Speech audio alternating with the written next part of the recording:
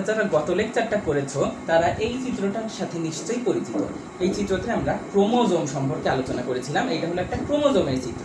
বলেছিলাম ক্রোমোজোমের ভেতরে একটা জিনিস থাকে, এই যে পেঁচানো, এইগুলোর নাম হলো ডিএনএ। দেখো দ্বিসূত্রক অবস্থায় পেঁচানো পেঁচানো আছে, ডিএনএ থাকে। আবার কোনো কোনো ক্ষেত্রে সাধারণত প্রাণীর দেহে কম থাকে, ব্যাকটেরিয়ার দেহে বেশি থাকে, বা ভাইরাসের দেহে থাকে আরএনএ থাকে। তো ডিএনএ, আরএনএ এই জিনিসগুলো কি?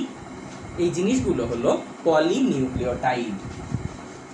ডিএনএ এবং আরএনএ এই দুইটাই হলো পলিনিউক্লিওটাইড। এখন পলিনিউক্লিওটাইড মানে কি?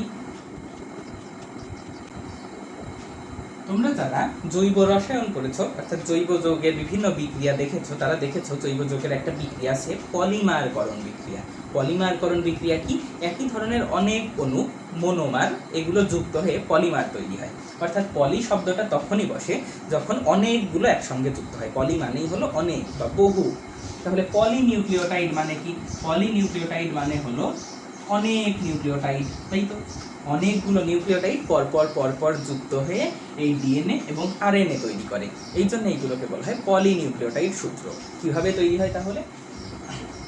এইগুলো এক একটা নিউক্লিওটাইড, এই একটা নিউক্লিওটাইড, এই একটা নিউক্লিওটাইড, এই একটা নিউক্লিওটাইড, এই একটা নিউক্লিওটাইড, এই একটা নিউক্লিওটাইড, এরকম অনেক নিউক্লিওটাইড পরপর পরপর পরপর একটা আরেকটার সাথে যুক্ত হয়ে পলিনিউক্লিওটাইড গঠন করে।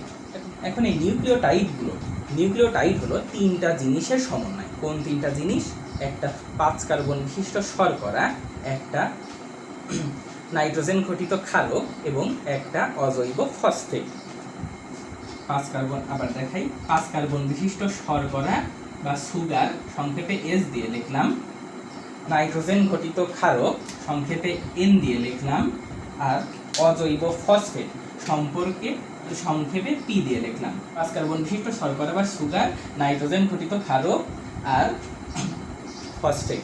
এরপরে আরেকটা নিউক্লিওটাইড, সেটাও শর্করা বা সুগার, নাইট্রোজেন ঘটিত ক্ষারক এবং ফসফেট এই দিয়ে গঠিত।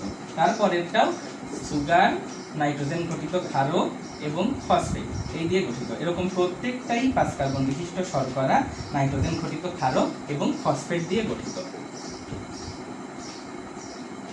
এই এক একটাকে বলা হয় নিউক্লিওটাইড। তাহলে আমরা দেখলাম নিউক্লিওটাইড হলো তিনটা জিনিসের সমন্বয়।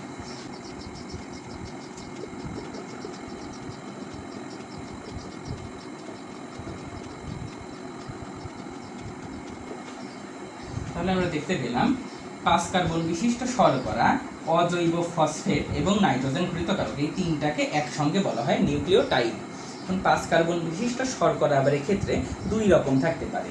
প্রত্যেকটা নিউক্লিওটাইডেই দুই রকম শর্করা থাকে। কি? একটা নাম হলো রাইবোজ শর্করা, আর আরেকটা শর্করা রাইবোজ থেকে একটা অক্সিজেন কম থাকে সেই শর্করাটায়। যেহেতু একটা অক্সিজেন কম থাকে, তাই ওই শর্করাটাকে বলা হয় ডিঅক্সিরাইবোজ। তাহলে আমরা দেখলাম 5 কার্বন বিশিষ্ট শর্করা আবার দুই রকম থাকে, একটা রাইবোজ শর্করা, একটা হলো ডিঅক্সিরাইবোজ শর্করা, এর সঙ্গে অজৈব ফসফেট আর নাইট্রোজেন ঘটিত ক্ষারক বা বেজ। এখন নাইট্রোজেন ঘটিত ক্ষারক বা বেজ এইটাও আবার দুই রকম থাকে, একটা নাম হলো পিউরিন, আর আরেক ধরনের নাইট্রোজেন ঘটিত ক্ষারক আছে, এটার নাম হলো পাইরিমিডিন। এখন পিউরিনের মধ্যে আবার দুই রকম ক্ষারক দেখা যায়, একটার নাম এডিনিন, সংক্ষেপে এ দিয়ে লেখা হয়, আরেকটার নাম গুয়ানিন,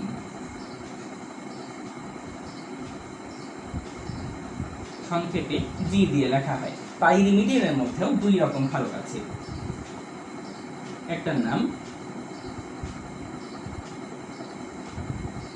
থাইমিন, সংক্ষেপে টি দিয়ে লেখা হয়, আর একটার নাম সাইটোসিন, সি দিয়ে লেখা হয়। এইগুলো মিলে মোটামুটি একটা নিউক্লিওটাইড গঠিত। তো এখন একটা ডিএনএ এর মধ্যে তাহলে 5 কার্বন বিশিষ্ট শর্করা থাকবে, অজৈব ফসফেট থাকবে, নাইট্রোজেন ঘটিত বেজ বা ক্ষারক থাকবে। তো এখন ডিএনএ এর মধ্যে কোন শর্করাটা থাকে? দেখো নামের মধ্যে আছে ডিএনএ। ডিএনএ শব্দের অর্থ হলো ডিঅক্সিরাইবো, এন এ মানে হলো নিউক্লিক অ্যাসিড, আর আরএনএ শব্দের অর্থ হলো আরতে রাইবো, এন এ মানে হলো নিউক্লিক অ্যাসিড। তাহলে ডিঅক্সিরাইবোনিউক্লিক অ্যাসিড বা ডিএনএ, এইটাতে থাকবে ডিঅক্সিরাইবোজ সুগার, এটা থাকবে ডিএনএতে। আর আরএনএ এর মধ্যে থাকে রাইবোনিউক্লিক অ্যাসিড, তাহলে আরএনএ এর মধ্যে থাকবে রাইবোজ সুগার। তাহলে আমরা যদি ডিএনএ এর গঠন বলতে চাই তাহলে বলবো ডিএনএ এর ক্ষেত্রে ডিঅক্সিরাইবোজ শর্করা থাকে, অজৈব ফসফেট থাকে, আর নাইট্রোজেন ঘটিত বেস বা ক্ষারক থাকে। দুই রকম নাইট্রোজেন ঘটিত বেস বা ক্ষারক আছে, একটা হলো পিউরিন, একটা হলো পাইরিমিডিন। এডিনিন আর গুয়ানিন হলো পিউরিন, থায়ামিন আর সাইটোসিন এইটা হলো পাইরিমিডিন। এগুলো কিভাবে থাকে একটা ডিএনএ অণুতে? ডিএনএ এর দুইটা সূত্রক থাকে, দুইটা সূত্রক একটার সাথে একটা পেঁচানো অবস্থায় থাকে। দেখো আমরা যদি আঁকাই তখন এই রকম লাগবে।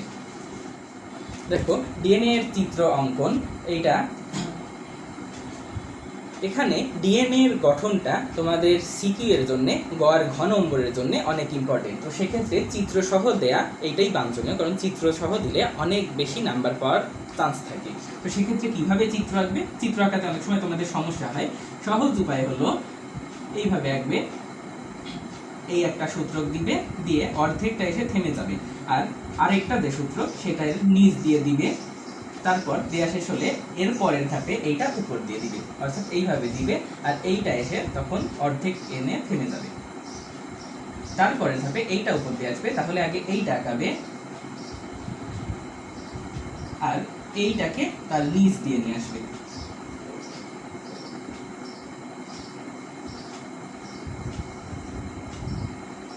তারপরের ধাপে গিয়ে আবার এইটাকে নিচ দিয়ে আনবে, অর্থাৎ এখানে এসে থেমে যাবে, আর এইটাকে উপর দিয়ে দিবে।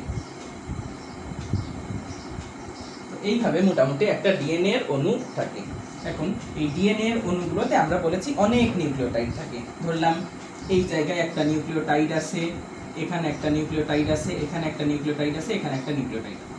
এই সূত্রের ক্ষেত্রে এখানে একটা, এখানে একটা, এখানে একটা, এখানে একটা, আবার এখানে, এখানে, এখানে, এখানে, এখানে, এখানে, এখানে, এখানে, এরকম অনেক নিউক্লিওটাইড পরপর পরপর পরপর থাকে।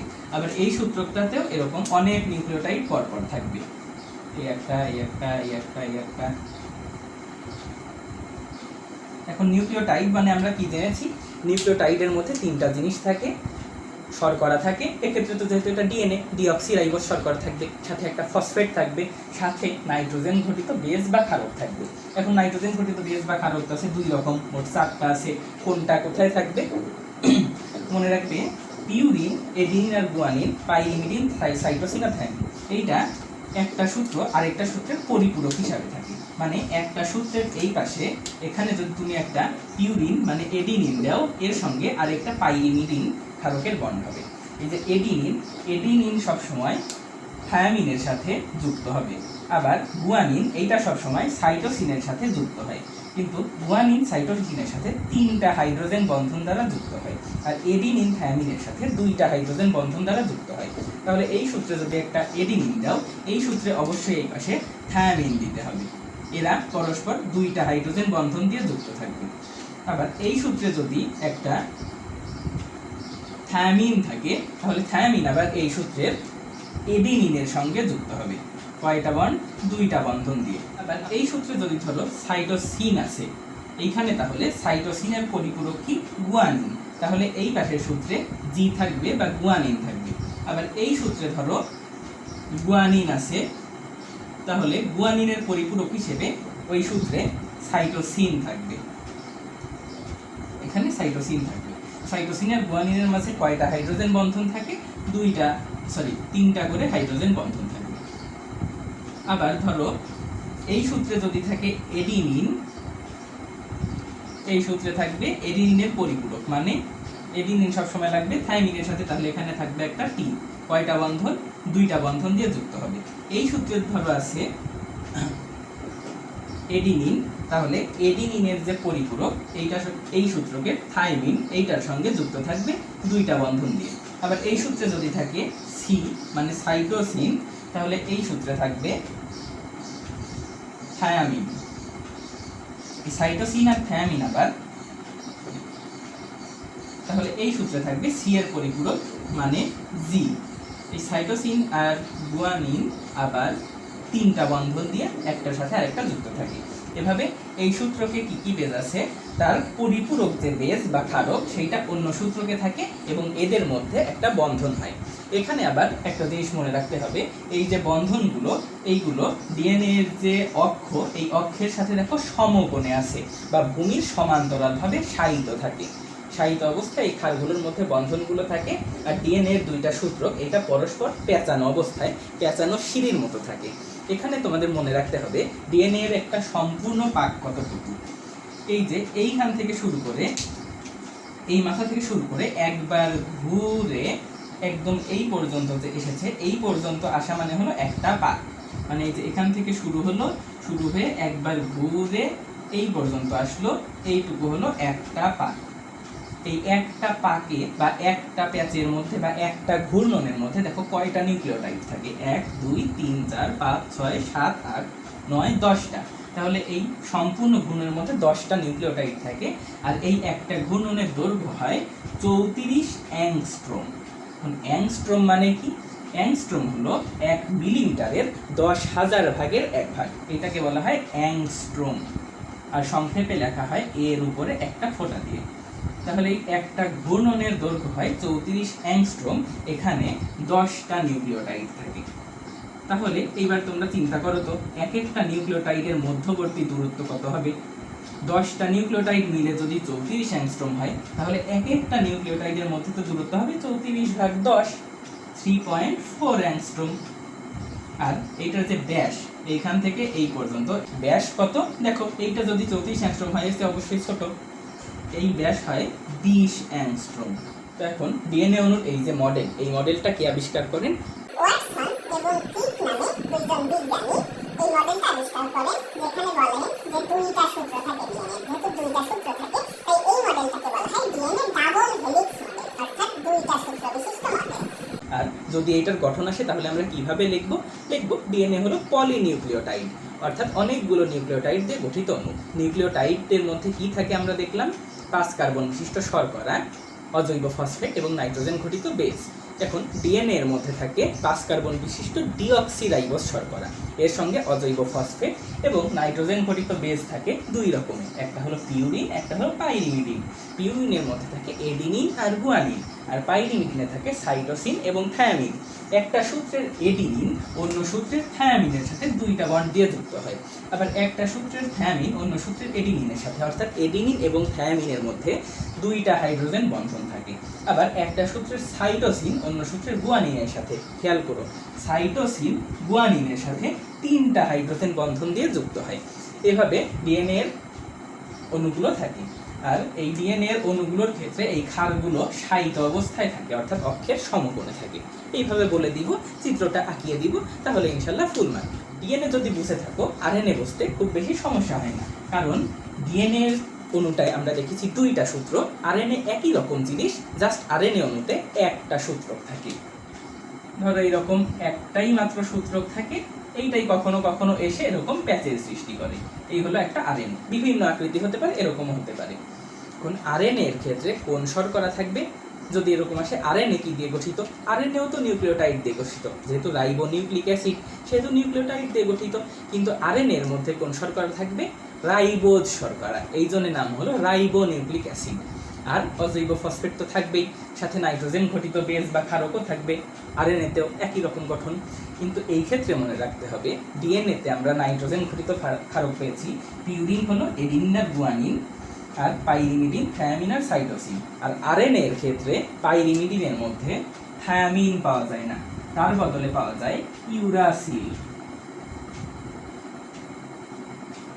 যেটাকে ইউ দিয়ে প্রকাশ করা হয়। তাহলে আরএনএ এর ক্ষেত্রে থায়ামিন থাকে না, বরং ইউরাসিল থাকে। এডিনিন আর ইউরাসিলের মধ্যে বন্ধন হয়। দেখো, এটা যদি এক সূত্রক আরএনএ হয়, এইখানে ধরলাম একটা এডিনিন আছে, এইখানে একটা ইউরাসিল আছে, থায়ামিন নাই, এখানে একটা C G A C U G এরকম করে আছে, এখানে এ সি জি। এখন এই পাশে যেহেতু এ আছে, আরএনএ এর যেখানে বন্ধন হবে এই সূত্রটার এই পাশে থাকবে ইউ, একটা এ আর একটা টি। এখানে কিন্তু এ এর সঙ্গে টি এর বন্ধন, মানে থায়ামিনের বন্ধন। আরএনএতে যেহেতু থায়ামিন নাই, ইউরাসিল আছে, তাই একটা এ এর সঙ্গে বা এডিনিনের সঙ্গে ইউরাসিলের বন্ধন হবে দ্বিবন্ধন। আবার একটা ইউরাসিলের সঙ্গে এডিনিনের দ্বিবন্ধন হবে। আর সাইটোসিনের সঙ্গে গুয়ানিন, এটা তো একই রকমই। সাইটোসিন থাকলে গুয়ানিনের সাথে 3 বন্ধন হবে, গুয়ানিন থাকলে সাইটোসিনের সাথে 3 বন্ধন দিয়ে যুক্ত হবে। এখন ডিএনএ এবং আরএনএ এর কাজ কি? ডিএনএ তো ক্রোমোজোমের মধ্যে থাকে, আমরা গত ভিডিওতেই দেখেছিলাম যে ক্রোমোজোমের গঠন হয় এইরকম, এর মধ্যে এই দিক দিয়ে পেঁচানো পেঁচানো ডিএনএ থাকে। এখন ক্রোমোজোমের কাজ হলো পিতামাতার বৈশিষ্ট্যগুলোকে সন্তান সন্ততিতে নিয়ে আসা। ক্রোমোজোমের মধ্যেই থাকে ডিএনএ। ডিএনএ এর মধ্যে বিভিন্ন খণ্ডাংশ থাকে বা জিন থাকে। এই ডিএনএ এর মধ্যে যে জিনগুলো থাকে সেই জিনগুলোই বংশগতীয় বৈশিষ্ট্য নিয়ন্ত্রণ করে। খেয়াল করো, আমি আরেকবার বলছি, ডিএনএ এর মধ্যে বিভিন্ন জায়গায় জিন থাকে। এই জিনগুলো বংশগতীয় বৈশিষ্ট্য নিয়ন্ত্রণ করে। আবার আরএনএ এর মধ্যেও জিন থাকে, এই জিনগুলোই বিভিন্ন বৈশিষ্ট্য নিয়ন্ত্রণ করে। তাহলে ডিএনএ এর কাজ হলো জিনকে বহন করে নিয়ে যাওয়া। জিনের কাজ কি? বিভিন্ন বৈশিষ্ট্য নিয়ন্ত্রণ করা, যেমন চোখের রং, গায়ের রং, চুলের রং, উচ্চতা, এরকম নানান বৈশিষ্ট্য নিয়ন্ত্রণ করে। আর এই ডিএনএ যেহেতু জিনকে বহন করে পিতামাতা থেকে সন্তান সন্ততিতে নিয়ে যায়, তাই ডিএনএকে বলা হয় চারিত্রিক বৈশিষ্ট্যের ধারক এবং বাহক, অথবা আরেকটা কথা বলা হয় বংশগতির রাসায়নিক ভিত্তি বা কেমিক্যাল বেসিস অফ হেরিডিটি। তো আর আরএনএ এর কাজ কি? আরএনএ এর মধ্যেও তো জিন থাকে, আরএনএ এর কাজও তো একই। পার্থক্যটা কোথায়? পার্থক্য হলো যাদের দেহে ডিএনএ থাকে না, যেমন বিভিন্ন ভাইরাস, টোবাকো মোজাইক ভাইরাস নামে একটা ভাইরাস আছে যেটা তামাক গাছকে আক্রমণ করে। এই টোবাকো মোজাইক ভাইরাসের মধ্যে ডিএনএ থাকে না, তাদের ক্ষেত্রে আরএনএ থাকে। তখন আরএনএই তাদের বৈশিষ্ট্যগুলো বহন করে। তাহলে আমরা কি কি দেখলাম একবার আমি আলোচনা করি, তোমরা শুধু মিলিয়ে নাও 1 মিনিটে। আমরা দেখলাম ডিএনএ এবং আরএনএ দুইটাই পলিনিউক্লিওটাইড বা অনেকগুলো নিউক্লিওটাইডের সমন্বয়ে এক একটা নিউক্লিওটাইড গঠিত হয় 5 কার্বন বিশিষ্ট শর্করা, অজৈব ফসফেট এবং নাইট্রোজেন ঘটিত ক্ষারকীয়। 5 কার্বন বিশিষ্ট শর্করার মধ্যে 2 রকম শর্করা থাকে, একটা হলো ডিঅক্সিরাইবোজ, একটা হলো রাইবোজ। ডিঅক্সিরাইবোজ শর্করা থাকে ডিএনএতে, রাইবোজ শর্করা থাকে আরএনএতে। আর নাইট্রোজেন ঘটিত বেস 2 রকম থাকে, একটা হলো পিউরিন, একটা হলো পাইরিমিডিন। পিউরিনের মধ্যে আছে এডিনিন আর গুয়ানিন, পাইরিমিডিনের মধ্যে থায়ামিন, সাইটোসিন, ইউরাসিল। ডিএনএতে থাকে থায়ামিন, ইউরাসিল থাকে না। আর আরএনএতে ইউরাসিল থাকে, থায়ামিন থাকে না। একটা সূত্রের এডিনিন অন্য সূত্রের যদি ডিএনএ হয়, তাহলে থায়ামিনের সাথে আরএনএ হলে ইউরাসিলের সাথে 2টা হাইড্রোজেন বন্ডে যুক্ত থাকে। আর একটা সূত্রের গুয়ানিন অন্য সূত্রের সাইটোসিনের সাথে 3টা হাইড্রোজেন বন্ডে যুক্ত থাকে। এখান থেকে ডিএনএ অণুর গঠন আসার সম্ভাবনা সবচেয়ে বেশি। এবং যদি গঠন আসে, তাহলে তোমরা যদি এভাবেই আঁকাও, অর্থাৎ এই বেসগুলো উল্লেখ করে ভেতরের বন্ধনগুলো দেখিয়ে আঁকাও, তাহলে স্যার অবশ্যই বেশি খুশি হবার সম্ভাবনা থাকে এবং বেশি মার্ক পাওয়ার সম্ভাবনা থাকে। তোমাদের জন্য শুভকামনা থাকলো। আজ এ পর্যন্তই। আল্লাহ হাফেজ।